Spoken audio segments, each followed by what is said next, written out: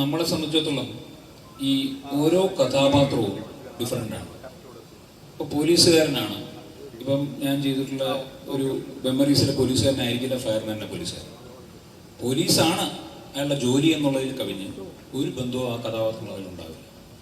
ഞാൻ സമീപിക്കാറ് അങ്ങനെയാണ്. അല്ലാതെ പോലീസ് വേഷമാണ് അതുകൊണ്ട് ചെയ്യില്ല എന്ന് പറയുന്നത് എന്നെ സംബന്ധിച്ചൊരു മണ്ടത്തരമാണ്.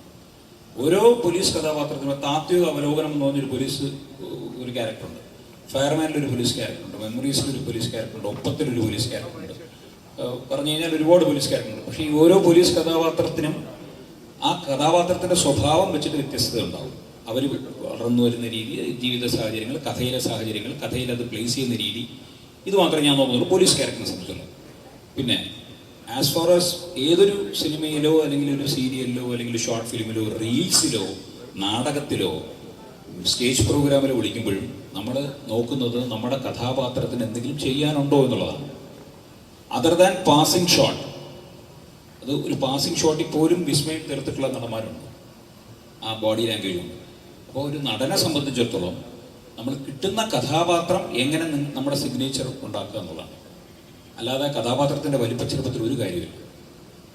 ഇപ്പോൾ ഞാൻ ഇന്നലെ കഴിഞ്ഞ ആഴ്ച റിലീസ് ചെയ്ത written and directed by God എന്ന് പറഞ്ഞ സിനിമയുണ്ട്. അതിനകത്ത് എൻ്റെ കഥാപാത്രത്തിന് കുറേ കോൾസ് എനിക്ക് വരുന്നുണ്ട്, നല്ല പെർഫോമൻസ് ആയിരുന്നു. അപ്പോൾ എൻ്റെ അടുത്ത് ചോദിച്ചു എത്ര ദിവസം എവിടെയായിരുന്നു ഷൂട്ടിംഗ് എന്നൊക്കെ ആൾക്കാർ ചോദിക്കുമ്പോൾ ഞാൻ ഒരു ദിവസമേ അഭിനയിച്ചിട്ടുള്ള പടത്തിനകത്ത്. സിനിമയിൽ ത്രൂ ഔട്ട് വരുന്നത് പോലെ ഫീൽ ചെയ്യുന്ന രീതിയിലുള്ള സീക്വൻസുകളിൽ വരുന്നൊരു കഥാപാത്രമാണ്. അതിനകത്ത് നമുക്കുള്ള കഥാപാത്രത്തിന് നമുക്ക് നന്നായിട്ട് പെർഫോം ചെയ്യാൻ പറ്റി എന്നുള്ളതാണ്.